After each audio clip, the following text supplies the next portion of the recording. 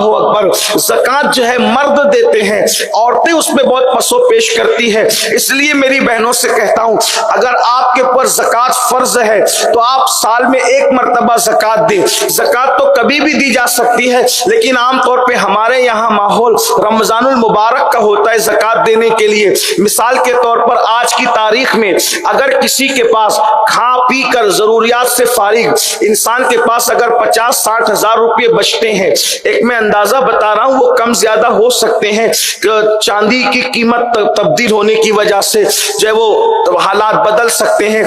तो मेरी गुजारिश ये है कि आप मालूम करें। तो मिसाल के तौर पर अगर आपके पास खा पी कर 50-60 हजार बचते हैं और उसके बाद उस पर साल गुजर जाता है, या आपके पास सोने के जेवरात है या आपके पास चांदी के जेवरात है, तो उसकी रकम निकाली जाए कि ये कितने के होते हैं, और उसके बाद उसका परसेंट निकालकर 100 पर 2.5% आपको ज़कात निकालना।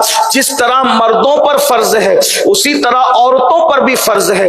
मर्द तो ज़कात निकालते हैं लेकिन औरतें नहीं निकालती। हाँ, ये हो सकता है कि मर्द औरत की इजाजत से, औरत की तरफ से उसकी ज़कात निकाल दे तो अदा हो जाएगी, लेकिन औरतें जो है अगर अल्लाह अकबर मुतलकन ज़कात ना निकाले तो वो अजाब की हकदार होगी। बल्कि हदीस पाक में आया है, अल्लाह के रसूल अलैहि सलाम ने फरमाया, ऐ औरतों सदका कसरत से दिया करो, क्योंकि मैंने जहन्नम में सबसे ज्यादा अगर किसी की भीड़ देखी है तो औरतों की भीड़ देखी है। तो सहाबा किराम ने पूछा, या रसूल अल्लाह, औरतों की भीड़ होने की वजह क्या? तो हुजूर अलैहि सलाम ने एक वजह यह भी बयान फरमाई कि औरतों को जेवरात से बहुत मोहब्बत है लेकिन वो उसकी ज़कात नहीं निकालते। अल्लाह अकबर। याद रखिए मेरी बहनों, जेवरात पहनने से इनका इस्लाम मना नहीं करता। जेवरात जरूर पहनो लेकिन उसकी ज़कात निकालो। हदीस पाक में आता है, जिसने सोना चांदी जमा किया और उसकी ज़कात न निकाली तो उसी सोना चांदी को जहन्नम की आग पे गर्म करके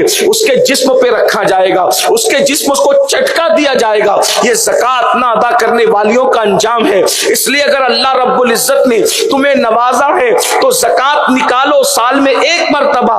उलमाए किराम से, मुफ्तियाने किराम से रहनुमाई, हमारे मुबल्लिगीन जो उनसे रहनुमाई हासिल करो कि ज़कात के मसाइल क्या हैं। अब तो इतना आसान हो गया है कि आप उलमा से रहनुमाई ले सकते हैं। यूट्यूब पर जो है वो उलमाए अहले सुन्नत के हवाले से सवालो जवाब मौजूद है, बल्कि हुजूर मुहक्किक़े मसाइल जदीदा अल्लामा मुफ्ती निज़ामुद्दीन साहब से बार बार ज़कात के मुतालिक कारी रिजवान साहब ने सवालात किए हैं। आप वहां जाकर के तलाश कर सकते हैं, मगर ज़कात जरूर निकालो। उसके बाद जो है चौथा और आखिरी फर्ज, अल्लाह के रसूल अलैहि सलाम ने फरमाया कि हज तुम पे फर्ज है।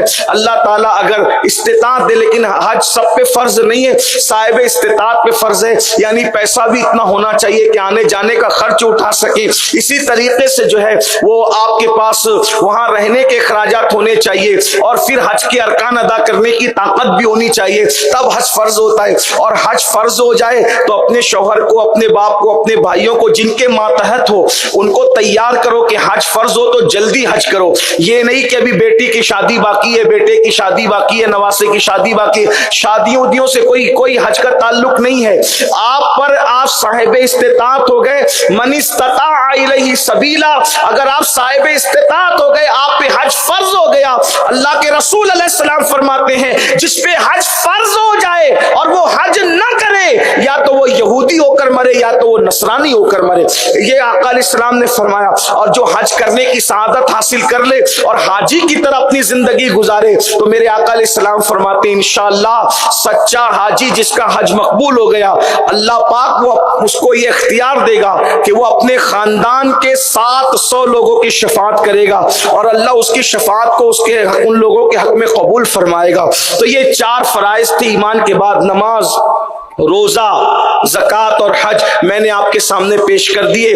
अल्लाह रोजाना दिली मालूमात हासिल करने के लिए चैनल को अभी सब्सक्राइब करें, हमारी वीडियो को लाइक और शेयर लाजमी करें।